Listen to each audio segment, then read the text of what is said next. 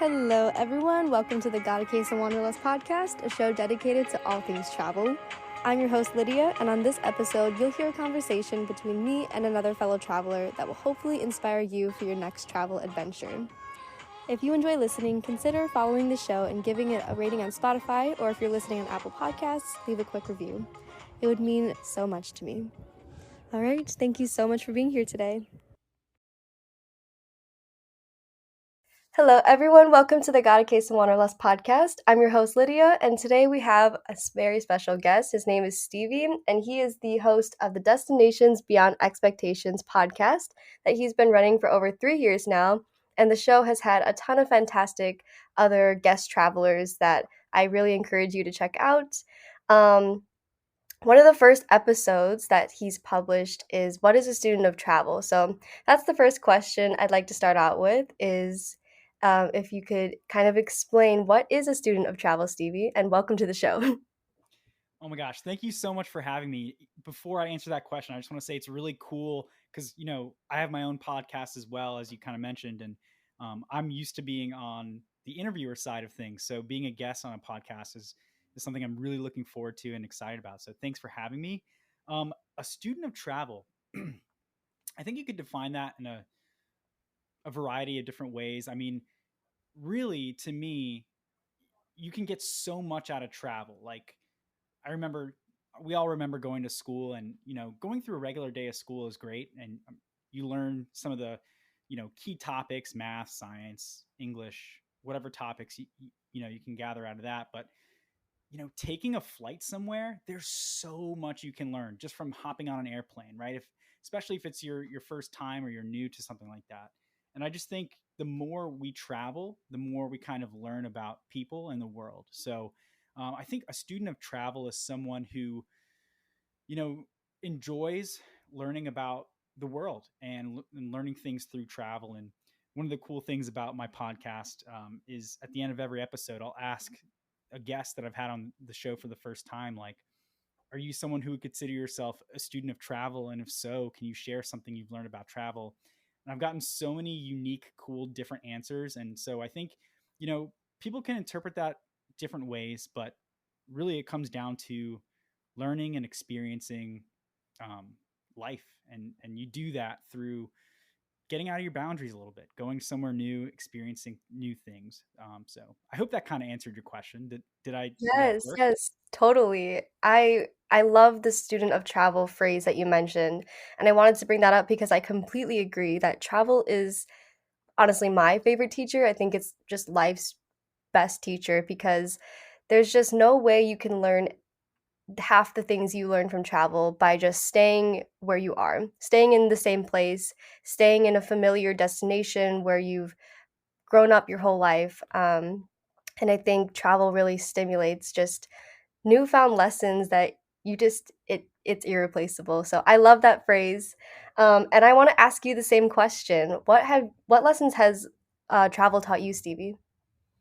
Oh my goodness, so many lessons. Some profound ones. I think people in different parts of the world do things differently than you might do in your city, county, state, country. Um, and it's not good, bad, or indifferent. It's just, or I guess it's just different, right? Like it's not right or wrong. It's just different, and you can learn like the reasons why behind they do people do things just by visiting new places. I also think you can take, there's like a spectrum, right? Like you learn patience. What happens when like flights get delayed, right? You have to have patience, and that's a lesson. But there's also things like learning to go with the flow.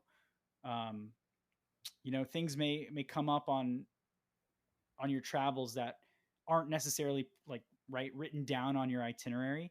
Um, and that might be an opportunity for you to go try something new or get out of your comfort zone and do something you've never done before. So you can be patient, you can be willing to go with the flow. You can learn about different cultures and the whys behind people and why people in cities and cultures do different things. So there's really so many answers. I could go on and on for 10 minutes, 20 minutes about all the lessons that I've learned, but Yeah, there's just so much. And I will say, like, I feel like I learn something new every time I travel, and I try to leave myself open to those opportunities. Yeah, yeah, I love that. Can you recall a particular experience or incidents that happened that has really just stuck with you, that's not necessarily changed you as a person, but has really impacted your life?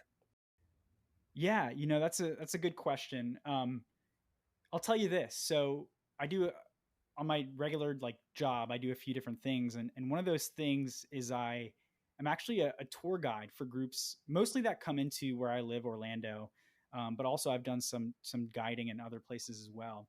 And one of the companies that I do tours for is a student travel company, and so I've gotten to see students who, you know, a lot of times they have never, this is like at a middle school, high school level, right?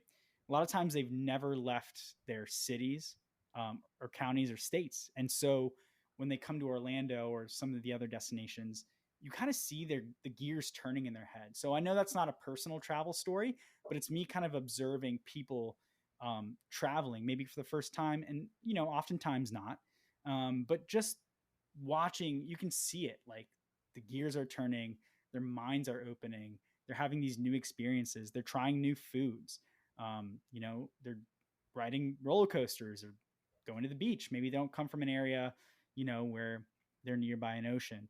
There's so many different ways you can take it, but yeah. So I mean, that's been a really cool thing for me to see through that line of work, is just, you know watching students essentially just having their mind um, going just because of travel. So yeah. Mm. Okay, that's cool that you're a tour guide. I'm actually a tour guide in Chicago too, so let me know if you're ever in the city. Cool, will do. That's awesome. How can we be better students of travel, like even in places like Orlando, where it may not be like the first place people think of when they think of like an exotic destination, or like somewhere you could be transformed.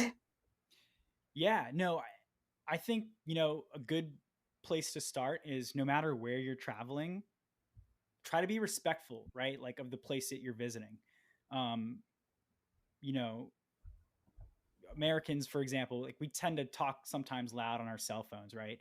Um, Certain other cultures, like, they might not really welcome that, or that might not be very customary for them. So just being respectful, thinking about it as, a lot of times when you're visiting a new destination, even if it's here in the United States, right? Like, try to be respectful of what's going on around you. I always say, like, if you visit a new country that speaks a different language than you, I always think it's really good to pick up just a little bit of the language. Like, I don't think anyone expects you to be perfect, right? But you know, I'm visiting Mexico for the first time in November on a cruise that I'll be taking, and I'll definitely brush up on my Spanish a little bit. And I'm not going to, talk giant sentences in Spanish, but just, greetings and saying thank you, and just different basic things. I think that's a real sign of respect, and that'll go really far for you as a traveler, because people can see that you are putting in the effort to try to, you know, be that good guest in a sense. Yeah, I definitely stand by that rule. I wish that I could just force that into everyone's heads, just to like be respectful and to treat, everyone as human beings that they are.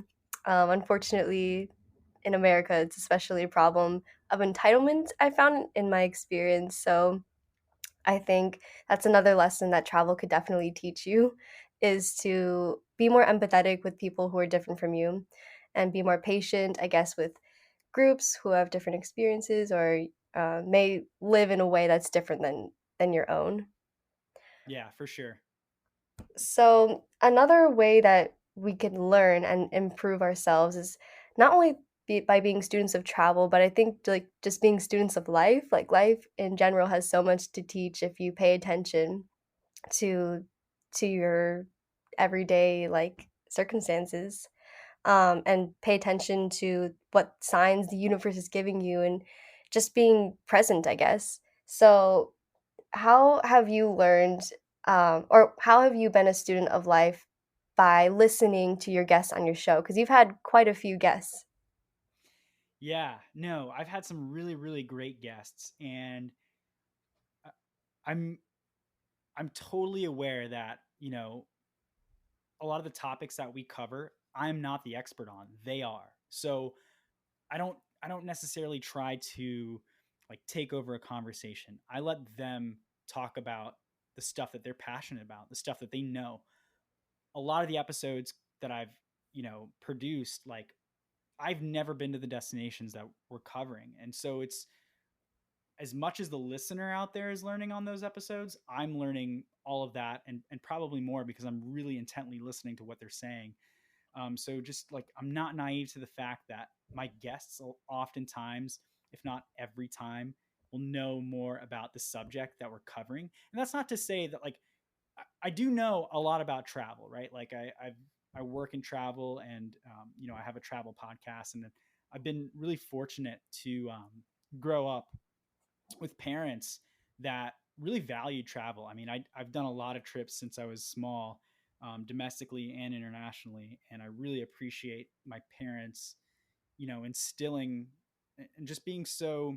I guess investing is the right word. They invested a lot in letting me and my siblings see a lot of the world. So I do know a fair bit about travel, but a lot of times we're looking at topics that I'm reaching out to the guests to try to get their opinion on because I know that they're really, really smart. So trying to take in what they say, and yeah, just listening, just opening my ears to people that have really traveled and are really smart about what they're talking about. Yeah. Yeah, for sure. So I would love to talk more about your podcast because you've been running it, as I mentioned, for 3 years now, which is no easy feat to do, like to keep a consistent habit of recording and like getting guests, and especially since you're kind of a one-man show.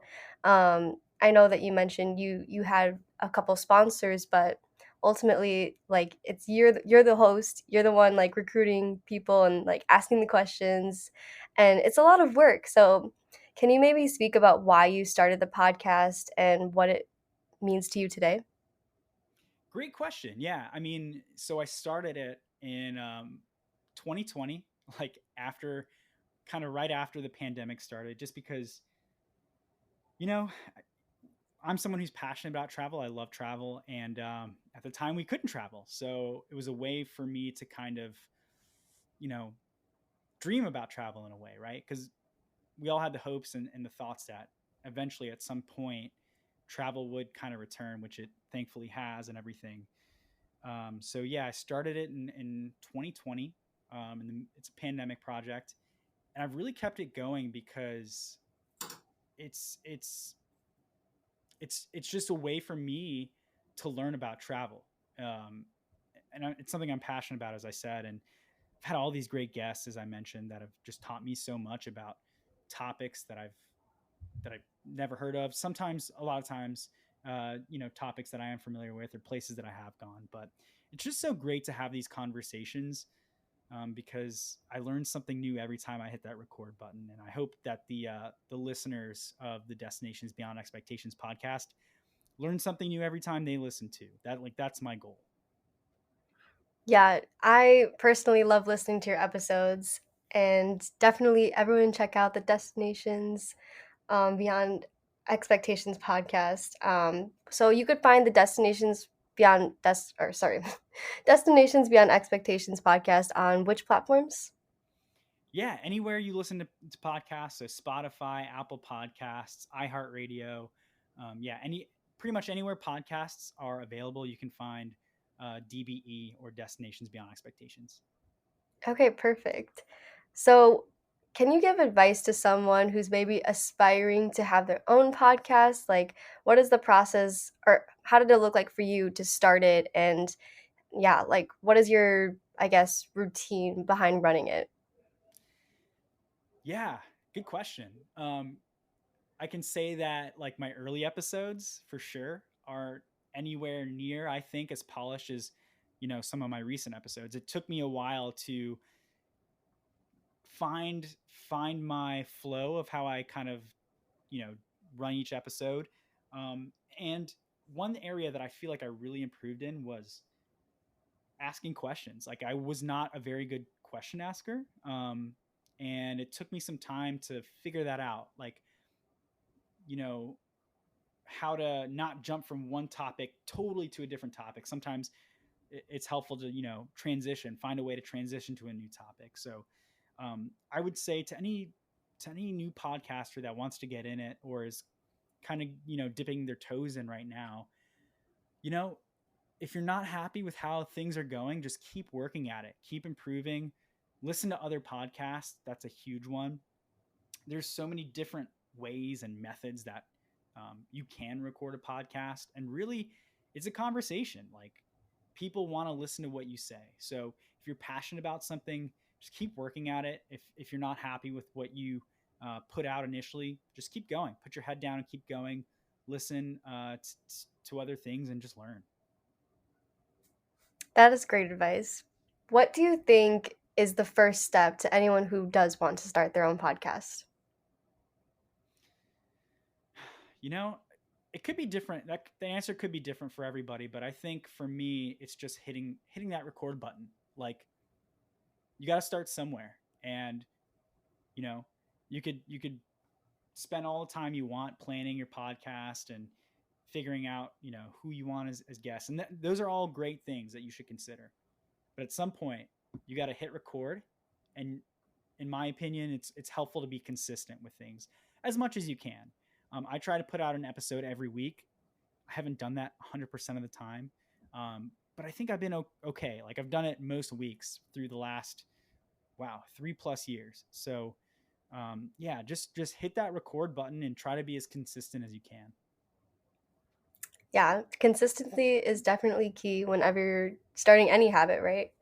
What would Yeah, you say is the most difficult part of running your podcast? the most difficult part. Um, you know, a lot of times I'm as I mentioned earlier, I've been lucky to have really great guests, but that for me, the way I approach it, it takes some research. I always research my guests. And so the time to do that, the time to reach out, the time to, maybe send them some questions to consider before we hit record. Um, and a lot of times I'll reach out to people and they don't respond, and I totally get it. I totally understand. I'm not someone who's going to nag them. But just, the time investment that it takes for me to schedule a lot of these interviews and coordinate things. I would say that's the most difficult part, maybe, for me. Yeah, I think like people don't realize how much work actually goes on behind the scenes, and that's like with any project. Like people typically only see the highlight reels, and in the background, there's a lot more going on. So, definitely, I praise you for running the podcast again for like 3+ years. And how many episodes have you had so far? It's over 150. I want to say like Oh my 153 or gosh! something like that. Yeah. So it's been Wow. awesome. It's been a really fun ride. And do you feel like after all those episodes, you're still as motivated as you were in the beginning? Do you want this project to continue for a while, do you think?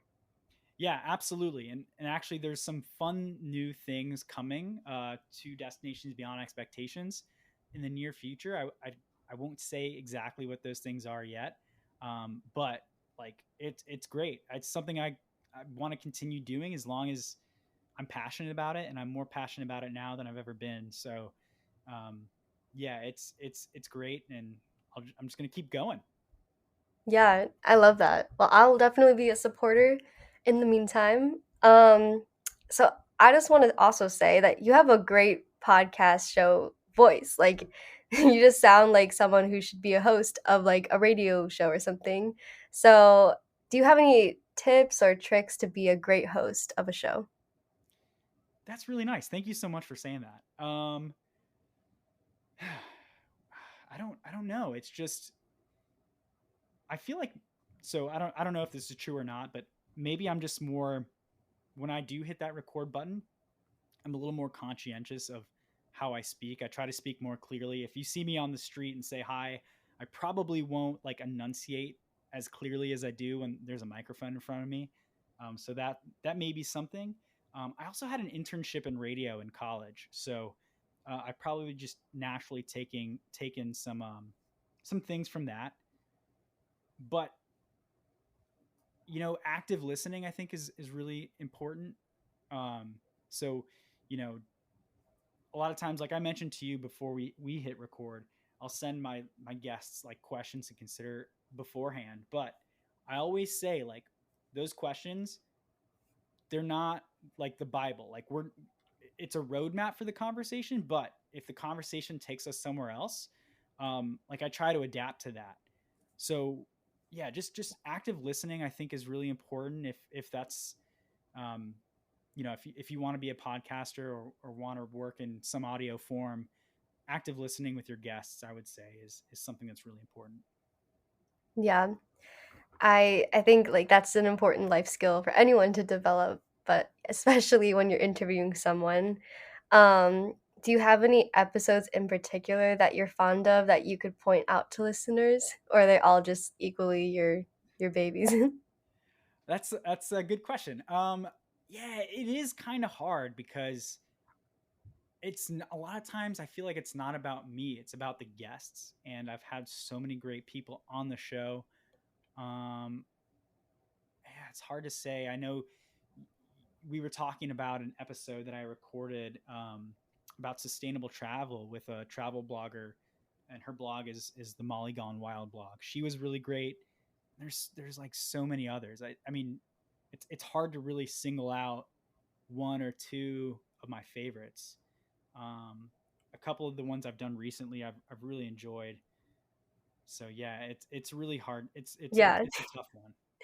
Yeah, I can imagine like you got 150 ones to choose from. So, we talked about responsible travel, how you just recorded or not just, but you recorded an episode of responsible tourism with Molly, and that's a great episode. That was the first episode I listened to, and I think it's a must hear for any traveler out there. But specifically in your field, in your job, you work as a tour guide in Orlando. How how can we be responsible travelers in such a heavily visited, like in the most one of the most visited places in the world? Like, do you see what changes do you think we should be making, or I don't know, because Orlando is, it's the tourist destination of America, I think. Yeah, no, 100%. And I think the younger generations right now are way more privy to a lot of this stuff than the older generations, and that's not to like you know place people in the older generations in a box by any means.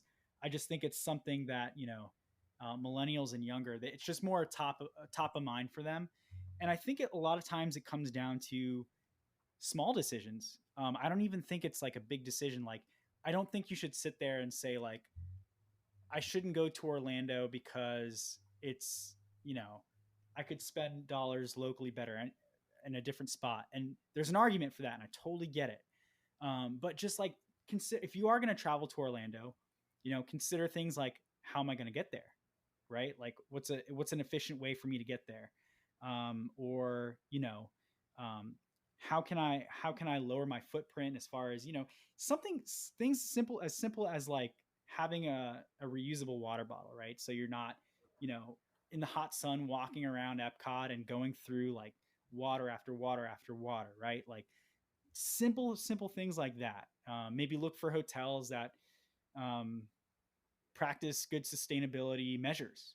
Just really simple things. You don't have to sacrifice. You don't have to not go to Orlando.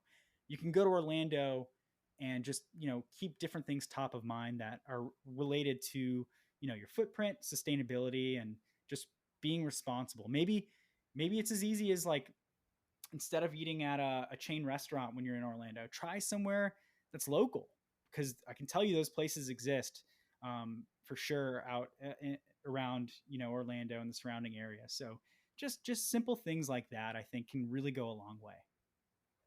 Yeah, those are some great tips. Okay, so I would like to ask you some rapid fire questions. Are you ready for them? Let's do it. Okay, cool. So, what would be your dream destination? Oh, can I give a little context to these questions, or do you want me to just simply answer? Go ahead. Yeah, of course. So I have a dog, and I adopted her at a shelter here in Orlando, and as I was signing the paperwork, they were telling me the backstory of the dog, and she came actually from the island of St. Croix.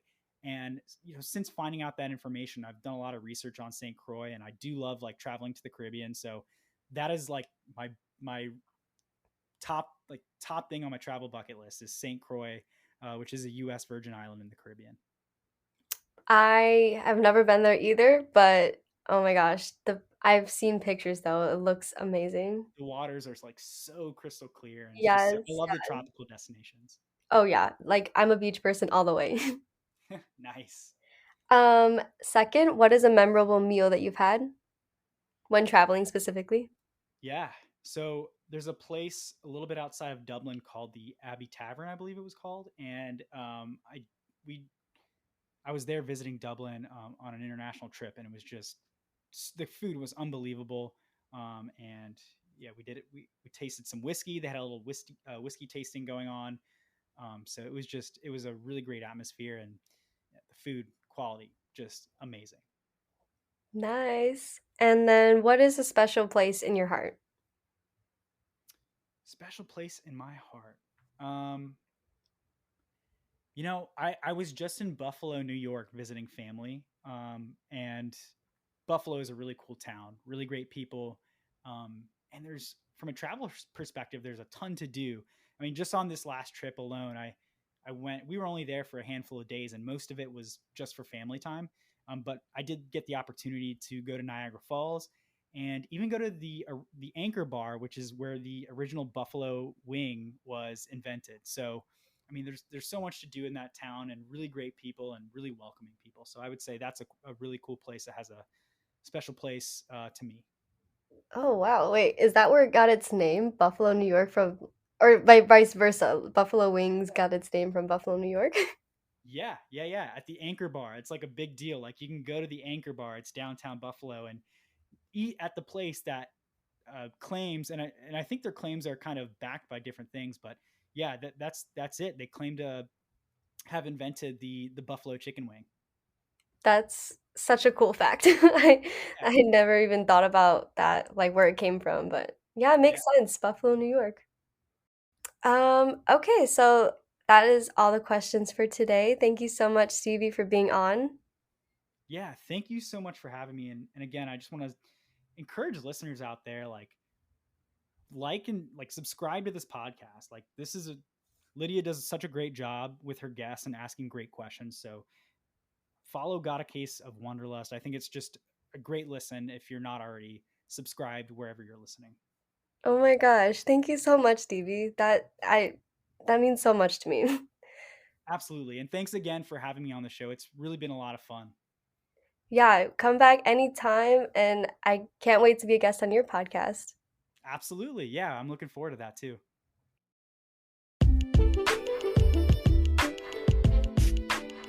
Thank you so much for being here and listening to this episode. If you can take 10 seconds out of your day, please spread the travel love by following this podcast and giving it a rating. Or if there's anyone else in your life that has a case of wanderlust, it would mean so much if you shared this episode with them. You can find me sharing even more travel-related content on Instagram at God of Case of Wanderlust and on my personal Instagram at Lydia Schultz, Z. I also have a travel blog for my extra passionate travelers out there, which can be found at godofcaseofwanderlust.com. And all of this can be found in the show notes.